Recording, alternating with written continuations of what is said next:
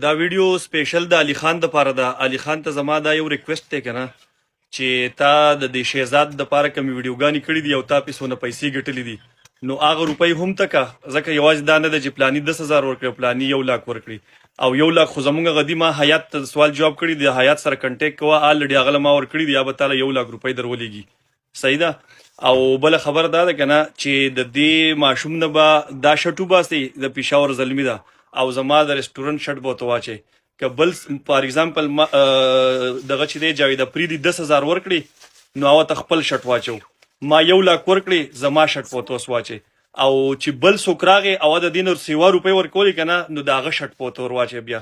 بیا به مونږ ګورو چې مونږ د خپلې روپۍ نورې څونه سیوا کوو ځکه زمونږ دا کوشش دی چې د دې ماشوم دا قرضه ختم شي ستاسو د ټولو یو جان مننه. ملګرو علي خان یو ویډیو جوړه کړله په شهزاد پسې په کم کې چې وایي چې جاوید افریدي هغه له 10,000 روپۍ ورکړي دي.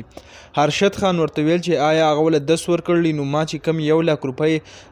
شهزاد خان دپاره اعلان کړل یا پیسې وایي ما در لیږلي دي او ته داسې چل وکړه چې اوس لاړ شي او دغه کم پېښور زلمي کم شټ چې ورته اچولی دی دغه تې کوز که او زما د هوټل کم AKR چې دی د هغې شټ ورته وایي واچوه.